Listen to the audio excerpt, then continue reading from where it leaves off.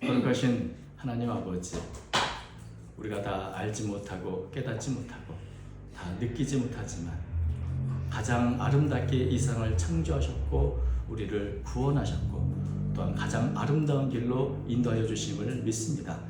영원한 하늘에 소망을 두게 하시고 이 땅에서 주신 사명을 따라 살아가게 하신 주의 은혜와 주의 사랑이 어찌 그리 놀랍고 감사한지요. 오늘도 감사한 마음으로 모여서 주의 말씀을 듣기 원합니다. 우리의 마음의 문을 열어주시고 주의 뜻을 깨닫게 해 주시옵소서. 또 오늘도 귀한 찬양을 통해 영광 돌려오는 사랑하는 찬양단들을 기억해 주시고 때마다 일마다 늘 함께 하셔서 더 아름답게 더 귀하게 주님 사용하여 주시옵소서. 필요한 은혜를 공급해 주시고 필요한 여건들을 새롭게 주옵소서. 또 오늘도 참석하지 못한 여러 성도들이 있사오니 긍휼히 여기시고 모든 여건을 새롭게 하시사 함께 모여 예배하며 찬양할 수 있도록 인도하여 주옵소서. 말씀을 들을 때 주님 역사하여 주시고 우리 마음이 뜨거워지게 해주시며 주님을 향한 우리의 믿음이 더 깊어지게 이끌어 주옵소서. 힘이 부족한 종을 아시는 주님 긍휼히 여기사 사용하여 주옵소서. 그래서 예수님 이름으로 간절히 기도 올려옵나이다. 아멘. 언젠가 말씀드린 적이 있는데 고대 이집트의 벽화를 보면 그림이 조금 새롭죠. 근데 그 그림을 그릴 때 한 가지 원칙이 있답니다. 그래서 옆모습을 그릴 때는 항상 위에서 본 모습을 이렇게 동그랗게 그리고, 그렇지만 그 안에 사는 동물들, 물고기는 다 옆모습을 그린다. 또 나무나 새와 동물들도 다 옆모습을 그려야 된다. 사람을 그릴 때는 머리는 옆모습을 그리되 눈은 정면을 바라본 모습을 그려야 되고, 상체는 정면을, 하체는 옆모습을 주로 그려야 된다. 이렇게 원칙이 있는데, 왜 그러냐면 또 높은 사람, 계급이 높은 사람이 크게 그리고 계급이 낮거나 밑한 사람은 작게 그리는 그런 여러 가지 원칙들을 가지고 그림을 그립니다. 왜 그렇게 그리는가? 그 이유는 모든 사물은 다 입체적인 존재인데 그것을 이렇게 평면으로 그리다 보니 그 본질이나 그 특징이 잘 나타나지 않으니 가장 본질과 특징을 잘 나타낼 수 있는 방법으로 마치 현대 입체파처럼 이집트 벽화는 고대 입체파라 말하고 있으면서 한 화면이지만 다양한 시각으로 이것이 어떤 것인지를 더 잘 드러내기 위해서 이런 방식으로 원칙을 세우고 그린다고 합니다. 근데 그것을 보면서 성경 기록도 또 역사 기록도 마찬가지 아닌가 하는 생각을 하게 됩니다. 우리가 어떤 사건이나 인물을 그릴 때 그야말로 입체적이고 종합적이고 복합적인 존재들입니다. 이것을 어떻게 사건의 본질이나 그 사람의 본질과 의미를 더 잘 나타낼 수 있을까? 이것을 중심으로 해서 기록을 했기 때문에 성경 기록이 단순히 연대순을 기록한 것이 아니고 이렇게 그 사람이나 사건의 특징을 따라서 본질을 가장 잘 드러내는 방식으로 기록을 했습니다. 오늘 저는 이 사사 입다를 한번 살펴보려고 하는데, 입다라는 인물이 단순한 사람이 아니에요. 굉장히 복합적인 것이 함께 있는, 우리 모두도 그렇지만 이렇게 아주 다양한 성격과 복합적인 모습이기 때문에 이것을 어떻게 이 성경의 그 입다를 잘 그 본질을 드러냈는가 하는 관점에서 보았습니다. 그래서 저는 오늘 설교 제목을 많이 고심을 했는데 그저 사사 입다라고 정했습니다. 그러나 설교 부제목으로는 인간적인, 너무나 인간적인 이라고 생각을 합니다. 자, 입다는 사사죠. 그럼 언제 어떻게 사사가 됐을까요? 다른 사사들과는 다른 과정을 통해서 입다는 사사가 됐습니다. 사사기 우리가 11장 1절부터 3절을 보면 입다는 아주 싸움을 잘하는 용사지만 기생이 낳은 서자라 이렇게 기했죠. 그래서 본처의 형제들이 너는 상속권이 없으니 우리 집에 나가라! 그래서 쫓겨납니다. 그래서 이 입다는 언제부터인지 모르지만 집에서 버림을 받고 잡류, 우리가 말하는 이 건달 같은 사회 부적응자들과 함께 모여가지고 어울려 사는 아주 불우한 삶을 살아가게 됩니다. 자신의 출신 때문에 이렇게 어쩔 수 없이 불운한 인생을 살아가는 이 입다에게 어느 날 이스라엘 장로들이 찾아옵니다. 지금 암몬의 큰 군대가 우리를 공격하려고 하니 당신을 내가 장관시켜줄 테니 같이 좀 싸워달라, 이런 부탁을 하는 것이죠. 그랬더니 입다는 아니 나를 추방시켜 버릴 땐 언제고 아쉬워 또 찾아왔느냐, 이렇게 이제 거절을 했더니 이 이스라엘 장로들이 장로가 아니라 우리들의 머리가 되게 해주겠다. 우리들의 우리 오늘날 말하는 임금이거나 혹은 당시에 사사거나 이렇게 가장 높은 우두머리가 되게 해서 좀 싸워달라고 다시 요청합니다. 그래서 우리 11장 8절 보면 이렇게 되어 있죠. 그러므로 길르앗 장로들이 입다에게 이르되 이제 우리가 당신을 찾아온 것은 우리와 함께 가서 암몬 자손과 싸우게 하려 함이니 그리하면 당신이 우리 길르앗 모든 주민의 머리가 되리라, 이렇게 하죠. 그러니까 처음에는 탐탁지 않게 여기던 이 입다가 길르앗 자기를 추방하시고 소외시키고 버렸던 이 길르앗 모든 주민의 전체 우두머리가 된다는 그 요청을 듣고 약속을 보면서 그럼 내가 싸우겠다고, 그러면 정말 내가 이 길르앗 전체의 머리가 될 수 있느냐? 그랬더니 그렇다고 이제 말합니다. 그래서 이제 11절 보니까 입다가 길르앗 장로들과 함께 가서 백성이 그를 자기들의 머리와 장관으로 삼았다. 그러니까 참 불우한 인생을 살던 이 입다가 어느 날 이 암몬과의 싸움을 앞두고 가장 높은 참 영광의 자리까지 오르게 됩니다. 입다가 이 암몬 자손들과 전쟁을 하려는 이유는 하나죠. 내가 하나님의 영광과 이스라엘 백성 구원하겠다, 이런 사명감이 아니라 내가 과거에 참 업신여김을 받고 여러 가지 사람들에게 인정받지 못했는데 이제 드디어 내가 모든 사람의 머리가 돼서 높임을 받고 인정받을 때가 왔구나. 이번 전쟁 꼭 이겨야지, 이런 마음을 가지며 이제 이 전쟁을 가게 된 겁니다. 그러니까 이따가 사사가 된 게 어떻게 보면 길르앗 장로들이 결정해서 저 사람 싸움을 잘하니까 그냥 우리 장관시키고 또 우두머리 시켜서 좀 우리가 이번에 이겨야지, 우리가 패배면 얼마나 많은 고통이 있겠는가, 전쟁은 이겨야 돼 하면서 장로들이 입다를 구원자로 세웠기 때문에 입다가 사사가 된 것인가? 여러분, 사사가 그렇게 되는 게 아닙니다. 사사가 사람들이 모여가지고 사사가 세워져야 되는 게 아니고, 사사기에 하나님께서 사사를 세울 때는 직접 세우는 겁니다. 그래서 사사는 하나님께서 세우신 직분이기 때문에 16절 보면 이렇게 되어 있습니다. 사사기 어디 갔죠? 죄송합니다. 사사기 3장 16절을 보면 여호와께서 사사들을 세우사 1장 16절에 여호와께서 사사들을 세우사 노력자의 손에서 그들을 구원하게 하셨으나, 그러니까 여호와께서 사사들을 세우셨다. 그래서 결코 장로들이나 백성들이 세웠다고 해서 세워지는 것이 사사가 아니라는 겁니다. 그런데 그러면 하나님이 세웠다는 기록이 없는 이 입다는 과연 사사가 맞느냐? 성경은 입다를 사사로 기록합니다. 그래서 사사기 오늘 읽은 본문 뒤에 보면 12장 7절에 보면 이렇게 됐죠. 입다가 이스라엘의 사사가 된 지 6년이라 길르앗 사람 입다가 죽음에 길르앗에 있는 그의 성읍에 장사돼요. 입다가 이스라엘 사사가 되었다는 말이 나오죠. 그러니까 분명히 입다는 사사입니다. 그런데 입다가 사사가 된 게 장로들이 세웠기 때문이 아니고 하나님께서 직접 입다를 사사로 세웠기 때문입니다. 언제 세웠는가? 사사로 세웠던 증거는 뭔가? 바로 그 증거가 오늘 본문인 29절입니다. 자, 29절 좀 읽어보면 이렇습니다. 이에 여호와의 영이 입다에게 임하시니, 입다가 길르앗과 므낫세를 지나서 길르앗에 시작하고, 그래서 이에 여호와의 영이 입다에게 임하셨다. 하나님께서 사사를 세운 증거가 뭐냐면 여호와의 영, 하나님의 영이 사사에게 임하는 것이 바로 사사로 세워진 증거가 되는 것이죠. 첫 번째 사사 온니엘에도 사사로 세우실 때 이렇게 되어 있습니다.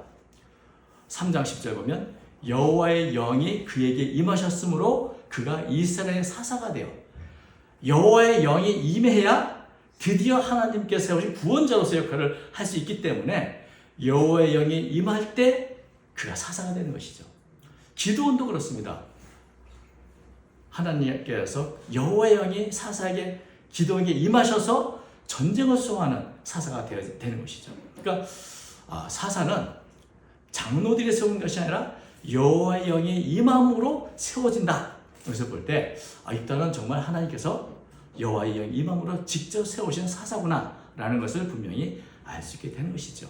그러니까 장로들이 세워서가 아니라 하나님이 하나님의 영을 부으셨기 때문에 구원자로서 사사가 되었다. 그래서 하나님의 영이 임한 후에 이 입다는 길앗, 므낫세 여러 지역을 다니며 군대를 모아가지고 이제 암몬 자손들과 싸우러 나가는 겁니다. 근데 이제 이 전쟁을 앞두고 나서 입다가 뭘 하는가? 서원 기도를 합니다. 3절에 보니까 그가 여호와께 서원하여 이르되 주께서 과연 암몬 자손을 내 손에 넘겨주시면 내가 암몬 자손에게 평안히 들어올 때 누구든지 내 집 문에서 나와서 나를 영접하는 그는 여호와께 돌릴 것이니 내가 그를 번제물로 드리겠나이다 하니라. 그러니까 전쟁을 하러 나가라 보니까 마음이 두렵고 이번 전쟁에 결코 져서는 안 됩니다. 왜? 지금 내가 길앗 전체 주민의 우두머리가 되어서 이 전쟁에 이김으로 해서 그것이 확고하게 그 지위가 보장되는 것인데 그렇지 않으면 이 전쟁에서 지면 입다는 다시 과거의 불우한 세월로 되돌아갈 수밖에 없다. 그래서 아주 절박하게 이겨야 할 동기가 있습니다. 그래서 하나님께서 이 전쟁에 꼭 개입하셔가지고 나를 하여금 이기게 해달라는 그런 절박한 마음 속에서 이제 서원 기도를 드리는 거죠. 이 서원 기도를 가만히 보면 하나님 이 전쟁에 개입해서 꼭 나를 이기게 해주십시오. 그러면 내가 하나님께도 정말 내가 드릴 수 있는 가장 좋은 것을 드리겠습니다. 내 집 문 앞에 나서를 영접하는 건 뭐든지 내가 하나님께 돌리고 번제물을 드리겠습니다. 이러면서 이제 서원을 하는 거죠. 이 서원 기도가 좋은 의미도 있지만 또 나쁘게 생각하면 일종의 하나님과의 거래입니다. 내게 이걸 해주세요. 그럼 나도 이렇게 해줄게요. 이렇게 거래를 하는 것이죠. 그러니까 사사로서 과연 하나님과의 거래하는 게 옳은가 하는 생각을 하게 됩니다. 그런데 아무튼 입다는 전쟁을 앞두고 간절한 마음과 절박한 마음에 서원을 했고 그리고 드디어 암몬 자손과 싸웠는데 아주 큰 승리를 거뒀습니다. 32절 이에 입다가 암몬 자손에게 이르러 그들과 싸우더니 여호와께서 그들을 그의 손에 넘겨주시매 아우렐에서부터 미니세 이르기까지 20성읍을 치고 또 아베 그라민까지 매우 크게 무찌르니 이에 암몬 자손이 이스라엘 자손 앞에서 항복하였더라. 이렇게 됐습니다. 자, 그러면 이 승리가 입다의 서원 기도에 대한 응답일까요? 여러분, 우리는 입다가 지금 하나님께 서원 기도를 했고 그리고 전쟁에 승리했기 때문에 이게 하나님께서 입다의 서원 기도 들으신 거구나 라고 그렇게 생각하기가 쉽습니다. 근데 여러분, 순서가 그게 아닙니다. 먼저 여호와의 영이 입다에게 임하셨죠. 여호와의 영이 입다에 임하신 것은 무슨 뜻이라고? 입다를 사사로 세운 것이다. 그 시대의 구원자로 세우셨다는 증거입니다. 다시 말하면 여호와의 영이 입다에게 임하신 것 자체가 내가 입다를 사사로 사용해서 이스라엘을 구원하겠다는 아주 확고한 하나님의 뜻이 있는 것이죠. 그래서 입다에게 여호와의 영이 임하셨다는 그 자체가 하나님께서 이 전쟁에 개입하시는구나. 하나님 이 전쟁을 가만히 놔두지 않으시고 이기게 하시겠구나. 이스라엘 백성을 구원하시겠다는 확고한 뜻이 있는 그런 것이었던 것입니다. 그러니까 입다가 서원 기도를 했든지 안 했든지 전쟁은 이기게 되어 있는 것입니다. 그런데 무엇보다 입다에게 하나님의 영을 부어주신 이 사건은 사실은 어디서부터 시작되는 이야기인가 하면 10장 6절부터 이야기가 시작되는 겁니다. 우리가 11장부터 살펴봤죠. 사실 그 이전에 왜 하나님이 입다에게 이런 여호와의 영으로 세워사로 세웠는가 하는 이야기는 10장 6절부터 시작되는 겁니다. 10장 6절 보면 이런 말로 시작합니다. 이스라엘 자손이 다시 여호와의 목전에서 악을 행하여. 이 구절이 굉장히 낯설지 않습니다. 왜냐하면 사사기에서만 7번 나옵니다. 지금은 6번째 나온 겁니다. 그러니까 이스라엘 자손이 하나님의 목전에 악을 행하면 하나님은 징계를 내리셔서 이웃 주변 나라에게 압제를 당하게 하고 고통을 받게 하시다가 그 고통이 심해지면 하나님께 또 구원자가 부르짖습니다. 그러면 하나님은 구원자 사사를 세워서 이스라엘을 구원하시고 평안을 주시는 이 과정이 벌써 5번 돌았습니다. 이제 6번째 암몬 족속이 이제 이스라엘 백성들이 이처럼 여호와의 목에 악을 행함으로 암몬 족속이 18년 동안 압제하고 고통을 주는데 이것에 너무 괴로워서 이제 이스라엘 백성 하나님께 다시 부르짖습니다. 그랬더니 이번에는 하나님이 다르게 말씀하십니다. 이전과는 다르게 13절 보니까 이렇게 되죠. 너희가 나를 버리고 다른 신들을 섬기니 그러므로 내가 다시는 너희를 구원하지 아니하리라. 그러니까 지금까지는 하나님 잘못됐어요, 용서해 주세요, 도와주세요 하면은 그래 알았어 하고 도와줬는데 요번에는 아니야. 이번엔 내가 너희를 다시는 구원하지 않을 거야 이렇게 말한 거죠. 왜? 계속 징계와 구원이 반복되는 것을 보니 진정한 회개가 없구나. 내가 또 구해주면 뭐야? 또 똑같아질 거야. 이러면서 이번에는 정말 진정한 마음을 찢는 회개가 없으면 구원하지 않겠다 이렇게 아주 선언을 하신 것이죠. 그랬더니 이스라엘 백성들이 어떻게 합니까? 그래요. 우리가 정말 잘못했습니다. 우리가 정말 잘못했으니 이번만 좀 구원해. 이번만. 그러면서 다시 한번 기도하면서 그러면서 이런 말합니다. 우리가 섬기던 이방신 다 버릴게요. 버리면서 이번만 좀 구해주세요 하고 이제 다시 절박하게 하나님께 나오니 하나님이 어떻게 반응하실까요? 이게 16절에 그렇게 나옵니다. 자기 가운데 이방신들을 제하여 버리고 여호와를 섬기매 여호와께서 이스라엘 공고로 말미암아 마음에 근심하시니라. 그러니까 지금 13절에는 다시는 너를 구원하지 않겠다고 말했는데 이스라엘 백성들이 정말 잘못했다 그러고 이방신 다 버리고 이렇게 막 그러니까 하나님이 이스라엘의 고통을 보면서 근심하고 계세요. 그 근심이라는 단어가 재밌는 단어입니다. 이게 짧다, 무력하다, 견디지 못한다 이런 뜻입니다. 그러니까 어떤 마음이 이스라엘 백성들의 고통을 보니까 마음이 견딜 수가 없는 거예요. 참 오래 참으신 하나님이 참을 수가 없는 거예요. 그 이스라엘 고통 앞에서 마음이 무력해지고 견디지 못하고 참지 못할 상태가 돼 있는 것이죠. 그런데 바로 그때 암몬 자손들이 대군을 모아가지고 이스라엘 점령하려고 새롭게 점령하기 위해서 진을 친 겁니다. 그리고 이때 장로들이 이제 입다를 찾아와서 우리 지도자 없으니 지도자 대달라 이럴 때 것이죠. 입다는 이제 전쟁에 나가기 전에 평화적으로 해결하기 위해서 암몬에게 협상을 겁니다. 그래서 왜 도대체 우리를 침공하는가? 내 백성을 왜 치려하는가? 라고 말했더니 암몬 왕이 말하기를 300년 전에 이스라엘이 출애굽해서 광야를 지날 때 우리 땅을 점령하지 않았냐? 그 땅을 우리 돌려받으려고 그런다. 이렇게 이제 정말 얼토당토하지 않는 전쟁 이유를 들지요. 그랬더니 이따가 아주 자세하게 조목조목 그 말이 어떻게 틀렸고 하나님 우리를 어떻게 구원하셨고 어떻게 이 땅을 허락하시나 조목조목 얘기하는데 시간강에서 다 살펴보지 않았으나 이따가 굉장히 해박한 지식을 갖고 있고 율법도 잘하는 그 믿음이 가득한 사람인 것이 이 말씀에 나타납니다. 그리고 이제 그럼에도 불구하고 암몬 왕이 입다의 말을 듣지 않으니까 최종적으로 하나님께 호소합니다. 그게 27절에 나오죠. 10장 27절. 내가 네게 죄를 짓지 아니하였거늘 네가 나를 쳐서 내게 악을 행하고자 하는도다. 원하건대 심판하시는 여호와께서 오늘 이스라엘 자손과 암몬 자손 사이에 판결하시옵소서. 그러니까 모든 말에 최종적으로 말을 안 들으니 하나님께 맡기는 겁니다. 하나님이 직접 이 암몬 자손과 우리 사이에 판결을 내리셨어. 왜냐하면 하나님은 심판하시는 여호와, 심판한다는 단어가 바로 사사라는 단어와 같은 단어입니다. 사사이신 여호와, 진정한 이스라엘 사사는 하나님이시니 직접 이 이스라엘과 암몬 사이에 판결하셔서 계획해달라는 이런 호소를 하고 마칩니다. 그런데도 암몬 왕이 입다의 말을 거부하고 전쟁을 선포할 때 그때 어떻게 일어나는가? 그때 바로 하나님의 영이 입다에게 임한 겁니다.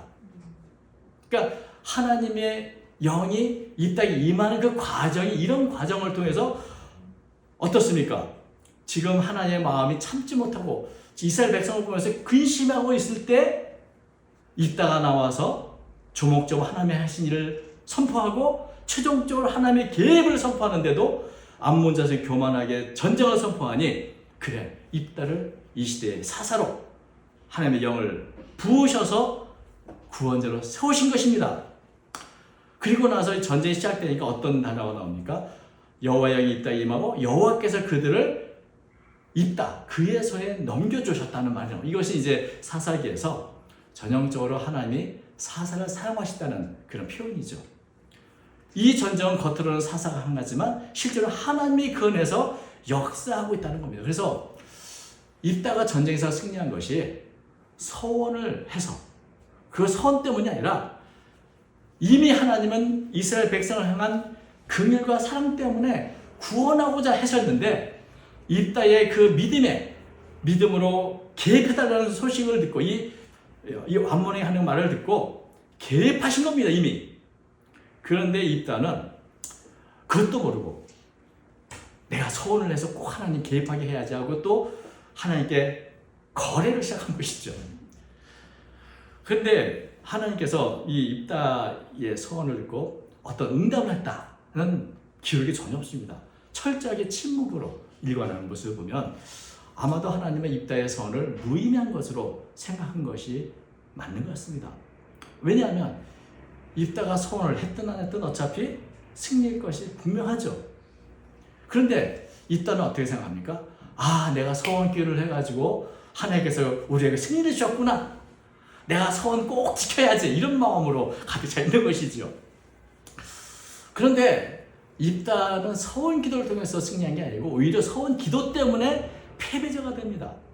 왜냐하면 그 서원 기도가 너무나 성급하고 겸손한 기도였죠. 사실 그 서원 기도 내용을 보면 너무나 이기적인 생각으로 가득합니다. 단지 이기겠다는 마음으로. 왜냐하면 내가 승리해서 돌아갈 때 누구든지 나를 영접하면 그를 하나님께 돌려 번제물로 삼겠다 그러면 여러분 도대체 누구를 염두에 두고 이런 기도를 했을까요? 그리고 누가 말한 것처럼 사람이 나와도 문제지만 개가 나오면 어떡해요? 개가 사실은 이런 때 가장 잘 나오는 동물 아닙니까? 그럼 개를 번제물로 바치는 걸 하나님 기뻐하실까요? 성경에 눈이 번제물을 어떤 제물로 쓰라고 흠없고 점없는 양을 써야 되는데 아무 소리를 쓰고 하나하나 아주 정결하게 드릴 이 제물을 함부로 그게 사람이든 개든 소용 아무거든 내가 바치겠다 이 기도를 하나님 기뻐하셨겠는가? 기도 자체가 굉장히 문제가 많은 서원이었습니다. 그래서 입다는 자신의 모든 문제를 하나님께 맡기는 그것이 가장 큰 믿음을 보여주는 행위였지만 반대로 마치 믿음으로 기도한 것 같은 이 소원 기도를 통해서 하나님께 거래한 이것은 사실 입다가 행한 가장 어리석은 일이 되는 것이죠. 그래서 여러분 입다는 큰 승리를 하고 영광을 받아야 되는데 그 영광이 어떻게 됩니까? 자신의 딸이 제일 먼저 나옴으로 해서 그것이 슬픔으로 바뀌고 결국은 서원 기도를 통해서 이 어린 무남동요 딸을 제물로 바치는 비극으로 끝나게 돼서 어찌 보면 암몬과의 싸워서 큰 승리한 것이 아무런 의미가 없는 것처럼 느껴지도록 사실 이 암몬전에서 큰 승리 거뒀지만 그 기록은 2줄밖에 나오지 않습니다. 그리고 그 나머지는 뭐가 나옵니까?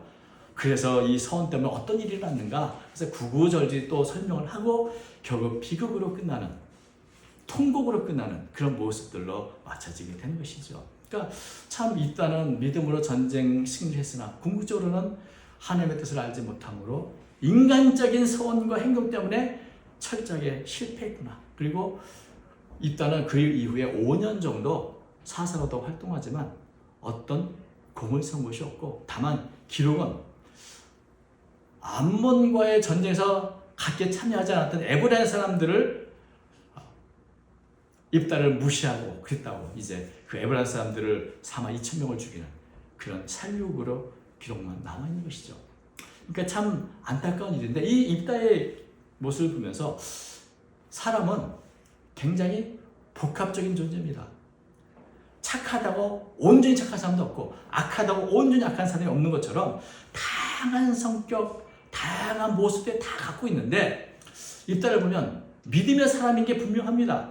그래서 구원자 역할을 했고 그래서 믿음의 사람의 이야기를 나올 때 히브리서에도 입다의 이름이 나옵니다. 그런데 반면에 그 마음에는 이기적인 동기가 가득했더라도 연약한 모습들이 같이 혼재한 그런 모습을 갖고 있다는 것이죠.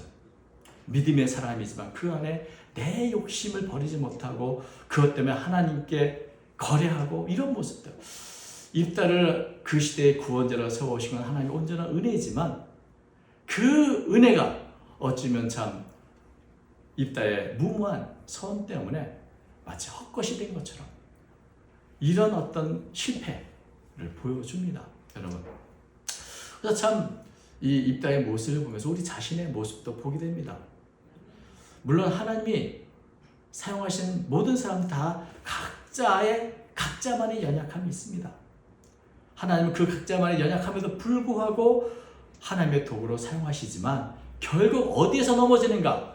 그 연약함 때문에 온전한 영광을 하나님께 돌리지 못하고 그 연약함 때문에 실패하고 심지어는 입다처럼 가족에게 큰 해를 끼치기도 하고 또 동족 상잔의 비극을 일으키기도 하는 그래서 큰 일을 이뤘지만 연약함 때문에 모든 걸 잃어버리는 그런 모습을 가질 수도 있다는 교훈을 받게 됩니다. 만약에 있다가 전쟁을 하나님께 맡긴 것처럼 모든 것을 하나님께 맡기고 내가 오르거나 내리거나 우두머리 되거나 내가 버림받고 이 모든 게 하나님께 있습니다. 다 맡기고 다만 주님의 뜻을 이루어 주십시오라고 기도하며 싸웠다면 큰 승리를 통해서 이것이 주님이 주신 겁니다. 온전한 영광을 하나님께 돌릴 수 있는 정말 우리가 기억하기 가장 아름다운 사사로 기억되어 있었겠구만. 그 연약함 때문에 쓰러진 그 모습을 보여줍니다. 여러분 우리는 늘 기도할 때 내 뜻이 아니라 주님의 뜻이 이루어 주십시오. 이것이 우리의 기본 자세가 되어야 합니다. 내 뜻대로 마옵시고 주님의 뜻대로 하십시오. 왜? 주님의 뜻이 더 아름답고 더 귀하다는 것, 더 아름다운 결말을 맺을 것을 알기 때문에 내가 다 이해하지 못하지만 내 욕심과 내 동기를 다 접어두고 주님의 뜻을 이루어 주십시오. 이렇게 하나님의 뜻을 분별하고 하나님의 뜻에 자신을 온전히 맡기는 그래야 우리가 온전한 믿음으로 설 수 있고 온전한 믿음의 도구가 될 수 있는 것입니다. 하나님을 내 유익을 위해서 이용하고 하나님과 거래하고 그 결과가 무엇인지를 입다는 우리에게 알려주고 있습니다. 우리는 늘 우리 자신을 살펴서 내 연약함 때문에 하나님의 뜻이 방해를 받거나 하나님의 영광이 가려지지 않도록 늘 기도해야 합니다. 누구나 다 자신의 연약함이 있기 때문입니다. 그리고 우리는 주님을 향한 순수한 마음과 믿음을 갖고 정말 나를 이 시대의 온전한 도구로 쓰이기를 바라며 내 뜻이 아닌 주님의 뜻이 이루어진 데 쓰임받는 저희와 여러분이 되어야 할 줄로 믿습니다. 아멘. 이런 은혜가 우리 모두에게 임하시기를 주님의 이름으로 축원드립니다. 아멘. 거룩하신 하나님 아버지, 우리 입다의 생애를 통해서 여러 가지 교훈을 받습니다. 우리의 연약함을 아시는 주님, 말씀과 기도로 연약함을 극복하게 하시고 또 이 연약함 넘어서 일하시는 하나님을 바라보는 자가 되도록 인도해 주옵소서. 오직 주의 뜻만이 우리를 통해서 이루어지기를 원합니다. 주의 뜻만이 가장 아름다우며 가장 아름다운 결말을 맺을 수 있기 때문입니다. 인간적인 욕심과 인간적인 동기를 다 벗어버리게 하시고 온전한 믿음과 온전한 사랑으로 주께 쓰임받는 저희 모두가 되도록 이끌어 주옵소서. 우리 주 예수님 이름으로 기도 올려옵나이다. 아멘.